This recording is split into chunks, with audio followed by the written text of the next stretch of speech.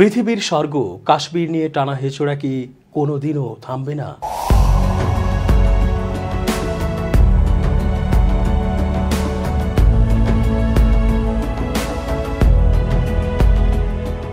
আসসালামু আলাইকুম সুপ্রিয় দর্শক, আল্লাহর রহমতে নিশ্চয়ই ভালো আছেন।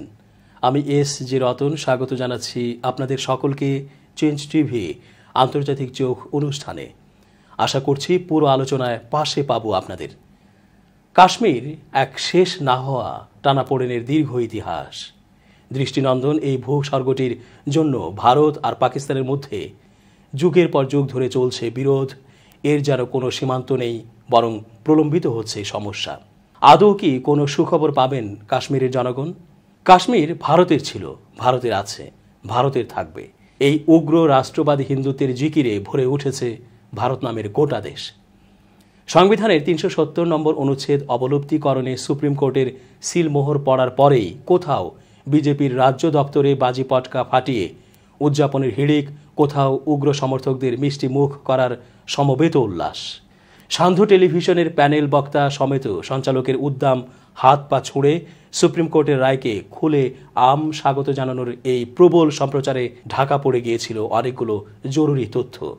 ২০১৯ সালের আগস্ট মাসে কাশ্মীরে ৩৭০ অনুচ্ছেদ বিলুপ্তিকরণের কেন্দ্রীয় সরকারের সিদ্ধান্তের পর যে ভয়াবহ রাষ্ট্রীয় সন্ত্রাস নামিয়ে এনেছে ভারতীয় সেনাবাহিনী, হাজার হাজার কাশ্মীরি যুবকের নিখোঁজ হয়ে যাওয়া, মাসের পর মাস স্কুল, কলেজ, ইউনিভার্সিটির গেটে তালা মেরে দেওয়ার পর দিনের পর দিন ইন্টারনেট বন্ধ রাখার সরকারি নিদানে যখন কাশ্মীর উপত্যকা পুরোপুরি মিলিটারি স্টেটে পরিণত, তখন বিজেপির মুখপাত্র টেলিভিশনে ব্যাখ্যা করছেন ২০১৯ থেকে ২০২৩ পর্যন্ত কাশ্মীরে কত শতাংশ পর্যটকের আগমন বেড়েছে, বারামুল্লা, পুলওয়ামা সহ মোট কতগুলো জায়গায় সিনেমা হল খুলেছে, কাশ্মীরিয়তের দাবিকে কতখানি নস্যাৎ করে দেওয়া সম্ভব হয়েছে তার খতিয়ান। এই ভাষ্যের আগ্রাসী চাপে হারিয়ে যাচ্ছে কাশ্মীরের মানুষের স্বাধীন, স্বাভাবিক, সুস্থ জীবনযাপনের আকাঙ্ক্ষা, তাদের আত্মমর্যাদা ও আত্মপরিচিতির নিজস্ব অভিব্যক্তি। দ্বাদশ শতকের কাশ্মীরি ঐতিহাসিক কলহনরাজ তরঙ্গিনী বইটি লেখেন ১১৪৯ থেকে ৫০ সালে। তা থেকে জানা যায় দীর্ঘদিন ধরে বিভিন্ন স্থানীয় শাসক কাশ্মীর শাসন করতেন। মাঝে মাঝে ভারতের বৃহৎ শাসকরা কাশ্মীর দখল করলেও তাদের আধিপত্যের বন্ধন শিথিল হওয়া মাত্রই স্থানীয় শাসকরা বিদ্রোহ করতেন। ১৩৩৯ সাল থেকে স্থানীয় মুসলিম শাসকরা কাশ্মীর শাসন করেছেন, কিন্তু অবস্থার গুণগত বদল ঘটে ১৫৮৬ সালে আকবর কাশ্মীরকে মোগল সাম্রাজ্যভুক্ত করার পর।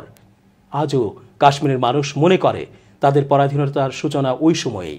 ১৮ শতকের গোড়ার দিকে রণজিৎ সিংয়ের নেতৃত্বে পাঞ্জাবে শিখ শক্তির উত্থান ঘটে। রণজিৎ সিং ১৮১৯ সালে কাশ্মীরের পাঠান শাসকদের পরাস্ত করে কাশ্মীরকে তাঁর রাজ্যের অন্তর্ভুক্ত করেন। ১৮৪৬ সালে ইংরেজদের হাতে পরাস্ত শিখ শক্তি লাহোর চুক্তি করতে বাধ্য হয়। যুদ্ধের ক্ষতিপূরণ বাবদ যে ১.৫ কোটি টাকা ইংরেজ শক্তি দাবি করেছিল, শিখ শক্তির কাছে সেই পরিমাণ টাকা ছিল না বলে শিখরা জম্মুর ডোগরা শাসক গুলাব সিংকে কাশ্মীর বিক্রি করে দেয়। ইংরেজরা ১৮৪৬ সালের অমৃতসর চুক্তি মারফত ৭৫ লক্ষ টাকার বিনিময়ে কাশ্মীর উপত্যকা ও তার পার্শ্ববর্তী অংশে গুলাব সিংয়ের আধিপত্য মেনে নেয় ও এই দুই পক্ষের চুক্তিতে বলা হয় কাশ্মীর চিরকালের জন্য হিন্দু ডোগরা রাজাদের অধীনে থাকবে এবং ডোগরাদের বংশানুক্রমিক আধিপত্য বজায় থাকবে কাশ্মীরে। ১৯৪৭ সালে ক্ষমতা হস্তান্তরের মাত্র কয়েকদিন আগে ১ আগস্ট মহাত্মা গান্ধী স্বয়ং কাশ্মীরে যান এবং ঘোষণা করেন ভারতীয় উপমহাদেশে ব্রিটিশ শাসন সমাপ্তির সঙ্গে সঙ্গেই অমৃতসর চুক্তি বাতিল হয়ে যাবে। একই সঙ্গে তিনি বলেন কাশ্মীরের অধিকার কেবল কাশ্মীরিদের। গোটা দেশে যখন সাম্প্রদায়িক অশান্তির আগুন, কাশ্মীরিরা তাদের রাজ্যে শান্তি বজায় রাখতে সফল হয়েছিলেন বলে তাদের প্রশংসাও করেন বাপু। পাক মদতপুষ্ট বাহিনীর অতর্কিত আক্রমণে পর্যুদস্ত রাজা হরি সিং যখন বাধ্য হয়ে কাশ্মীরের ভারত ভক্তির দলিলে স্বাক্ষর করেন, তখন এই শর্তই রাখা হয়েছিল যে প্রতিরক্ষা, পররাষ্ট্র ও যোগাযোগ তিনটি ক্ষেত্রে জম্মু কাশ্মীর সরকার ভারত সরকারের কর্তৃত্ব মেনে চলবে। ১৯৪৭ সালের ২ নভেম্বর জওহরলাল নেহরু এক বেতার ভাষণে ঘোষণা করেন যে মুহূর্তে কাশ্মীরে আইন শৃঙ্খলা পুনঃপ্রতিষ্ঠিত হবে এবং কাশ্মীরের ভূখণ্ড পাক আক্রমণকারীদের হাত থেকে মুক্ত হবে, কাশ্মীরের ভারত ভক্তির বিষয়টি গণভোটের মাধ্যমে নির্ধারণ করবেন কাশ্মীরের মানুষ। 1948 সালের 1 জানুয়ারি নেহরু কাশ্মীর সমস্যার বিষয়টি রাষ্ট্রপুঞ্জের নিরাপত্তা পরিষদে পাঠান। রাষ্ট্রসংঘ কাশ্মীরে গণভোটের উদ্যোগ নিলেও ভারত বা পাকিস্তান কোনো রাষ্ট্রই চায়নি এর আশু সমাধান। তাই আজ 75 বছর পরেও কাশ্মীরের ভবিষ্যৎ নির্ণয়ের জন্য কাশ্মীরিদের গণভোট নেওয়া হয়নি। 1949 সালে প্রথমে 306 এ অনুচ্ছেদ ও পরে 1950 সালে ভারতীয় সংবিধানের 370 অনুচ্ছেদে কাশ্মীরের বিশেষ অধিকার, স্বাতন্ত্র্য ও স্বায়ত্তশাসন স্বীকার করেও এমন কিছু ধারা যুক্ত করে রাখা হয় যাতে কাশ্মীরের স্বশাসনের অধিকার চিরতরে বাতিলই হয়ে গিয়েছিল। শেখ আবদুল্লাহকে সদরি রিয়াসত পদে রেখে 1952 সালের 24 জুলাই দিল্লি চুক্তি সম্পাদিত হয়। ঠিক এর পরের বছর 1953 সালের 9 আগস্ট ভিত্তিহীন অভিযোগে শেখ আবদুল্লাহকে গ্রেফতার করে ভারত সরকার। তিনি 11 বছর কারারুদ্ধ ছিলেন। তার জায়গায় বসলেন নেহরু ঘনিষ্ঠ বক্সি গুলাম মোহাম্মদ। 1954 সালে ভারতের রাষ্ট্রপতি এক বিশেষ সাংবিধানিক নির্দেশ জারি করে কাশ্মীরের যে কোনো অভ্যন্তরীণ বিষয়ে বৈধ হস্তক্ষেপের অধিকার হাতে নিয়ে নেন। বস্তুত কাগজে 370 অনুচ্ছেদের কার্যকারিতার অবসান সেদিনই ঘটে গিয়েছিল। এক্ষেত্রে উল্লেখ্য, এর অনেক আগেই 1948 সালের 12 জানুয়ারি শেখ আবদুল্লাহকে লেখা একটি চিঠিতে নেহরু বলেন, কাশ্মীরে গণভোট কোনোদিন না হওয়ার সম্ভাবনাই বেশি। তিনি এই বক্তব্য শেখ আবদুল্লাহকে গোপন রাখতে বলেছিলেন। অর্থাৎ ভারত রাষ্ট্র গোড়া থেকেই শেখ আবদুল্লাহর কাশ্মীরের ভাগ্য নিয়ন্ত্রণ করবে কাশ্মীরিরা, এই স্বপ্নে জল ঢেলে দিয়েছে। কাজেই কাশ্মীরে সন্ত্রাসবাদের জন্য দায়ী 370 অনুচ্ছেদ, এই দাবি ভিত্তিহীন। যদিও 35 এ অনুচ্ছেদটিতে বলা হয়েছিল কারা কাশ্মীরের অধিবাসী তা নির্ধারণ করার অধিকার কাশ্মীরের আইনসভার আছে। 2019 সালের আগস্টে সম্পূর্ণ অসাংবিধানিক উপায়ে 370 নম্বর অনুচ্ছেদের পাশাপাশি 35 এ অনুচ্ছেদটিও অবলুপ্ত করা হয়েছে। অথচ অনুরূপ 371 ক অনুচ্ছেদে নাগাল্যান্ড, 371 জি অনুচ্ছেদে মিজোরামে জমি কেনা বেচা, হস্তান্তর সহ একাধিক বিষয়ে বিশেষ অধিকার দেয়া আছে। কাশ্মীরে 370 নম্বর অনুচ্ছেদ নিয়ে হিন্দুত্ববাদীদের গোড়া থেকেই আপত্তির একমাত্র কারণ সংকীর্ণ রাজনীতি, অর্থাৎ মুসলমান প্রধান কাশ্মীরকে পায়ের তলায় দাবিয়ে রাখার ইচ্ছা। হিন্দুত্ববাদীদের একটু মনে করিয়ে দেয়া দরকার, শ্যামাপ্রসাদ মুখার্জি কিন্তু 370 অনুচ্ছেদ মেনে নিয়েছিলেন। লোকসভা ডিবেটস 7 আগস্ট 1952 নথি থেকে জানা যায় ওই দিন সংসদে দাঁড়িয়ে শ্যামাপ্রসাদ বলেছিলেন তখন তিনি কংগ্রেস ছেড়ে বেরিয়ে এসেছেন এবং বিরোধী গোষ্ঠীর নেতা। এটা সত্য যে কাশ্মীর ইস্যুকে রাষ্ট্রপুঞ্জে নিয়ে যাবার প্রয়াসে আমি ছিলাম সক্রিয় অংশীদার। কাশ্মীরিদের মাথায় বন্দুক ঠেকিয়ে তাদের ভারতের আনুগত্য গ্রহণে বাধ্য করতে হবে এরকম কিছুই আমি বলিনি, বলার প্রশ্নও ছিল না। আমরা এই প্রতিশ্রুতি দিয়েছি যে এমনকি ভারত থেকে বিচ্ছিন্ন হবার অধিকার সমেত কাশ্মীরিদের গণভোটে অংশগ্রহণের অধিকার আমরা মেনে নেব। সংবিধান সভার মাধ্যমে কাশ্মীরের মানুষের ইচ্ছার সর্বোচ্চ মর্যাদা আমরা দেব। এর পাশাপাশি রাখুন 15 আগস্ট 2017 লালকেল্লা থেকে প্রধানমন্ত্রী নরেন্দ্র মোদীর ভাষণ, যাতে তিনি বলেন কাশ্মীরে গুলি বা গালি কোনোটাই চলবে না, বরং কাশ্মীরিদের বুকে টেনে নিয়ে আলিঙ্গন করতে হবে। 2015 সালে কাশ্মীরে মাহবুবা মুফতির সঙ্গে জোট সরকারে যায় বিজেপি।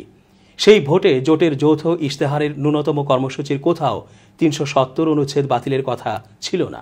3 বছরের মাথায় বিজেপি জোট সরকার ফেলে দেয়। কাশ্মীরে রাষ্ট্রপতি শাসন জারি হয়। মাহবুবা সহ পিডিপির সমস্ত শীর্ষ নেতাদের গৃহবন্দী করা হয়। কাশ্মীরকে মিলিটারি বুটের তলায় পিষে রাখার নীল নকশা সফল হয়। মানবাধিকার সংগঠনগুলোর দাবি, আজ কাশ্মীর উপত্যকায় প্রত্যেক 3 জন শিশুর মধ্যে একজন মানসিক ভারসাম্যহীনতায় ভুগছে। অজস্র কাশ্মীরি যুবক গ্রেপ্তারের পর নিখোঁজ। গত 4 বছরে কেবল গুলবার্গেই 400-র বেশি সামরিক অভিযান চালানো হয়েছে। গৃহবন্দী সিপিএম বিধায়ক ইউসুফ তারিগামি বলেছেন, কাশ্মীরকে তিলে তিলে হত্যা করা হচ্ছে। দীর্ঘ সামরিক অবরোধের ফলে কাশ্মীরের অর্থনীতি ধ্বংসের মুখোমুখি দাঁড়িয়েছে। সামরিক প্রহরায় ধীরে ধীরে পর্যটক আসা বেড়েছে ঠিকই, কিন্তু ভারতের বৃহৎ কর্পোরেট এইবার কাশ্মীরের প্রাকৃতিক সম্পদ লুট করার অবাধ ছাড়পত্র পেল, এটাও সত্যি। যদিও সশস্ত্র হামলা শেষ হয়ে যায়নি, আর চিরকালের মতো হারিয়ে গেছে স্বাধীন কাশ্মীরিয়তের স্বপ্ন। খোদ শ্যামাপ্রসাদ একদিন যাকে স্বীকৃতি দিয়েছিলেন। নাসিকের এক নির্বাচনী সভায় মোদি ঘোষণা করেছিলেন 5 আগস্ট 2019 তারিখের পর থেকে তিনি চান নয়া স্বর্গ, নয়া কাশ্মীর গড়ে তুলতে। 1944 সালে শেখ আবদুল্লাহ একটি বই লেখেন, তার নামও ছিল নয়া কাশ্মীর। 1932 সালে প্রতিষ্ঠিত কাশ্মীরের মুসলিম কনফারেন্সের প্রথম সভাপতি শেখ আবদুল্লাহ বলেছিলেন, তার আন্দোলন কোনো সাম্প্রদায়িক আন্দোলন নয়, এটি সব ধর্ম জাতির মিলিত কাশ্মীর গড়ার আন্দোলন। প্রতিবাদে দলের কট্টরপন্থী গোষ্ঠীর নেতা মীর ওয়াইজ ইউসুফ শাহ দল ছাড়েন। 1938 সালে শেখ আবদুল্লাহর দলের নতুন নাম হয় জম্মু ও কাশ্মীর ন্যাশনাল কনফারেন্স। 1944 সালে এই দল হিন্দু ডোগরা রাজা হরি সিং এর কাছে কাশ্মীর পুনর্গঠন সংক্রান্ত যে দাবি সনদ পেশ করে সেটি নয়া কাশ্মীর দলিল। জম্মুর কট্টরপন্থী হিন্দু মহাসভার নেতারা চেয়েছিলেন হরি সিং স্বাধীন হিন্দু রাজা হিসাবেই থেকে যান, যাতে সংখ্যাগরিষ্ঠ হিন্দু সেনাবাহিনী দিয়ে কাশ্মীরিদের স্বাধীনতার লড়াইকে দমন করা যায়।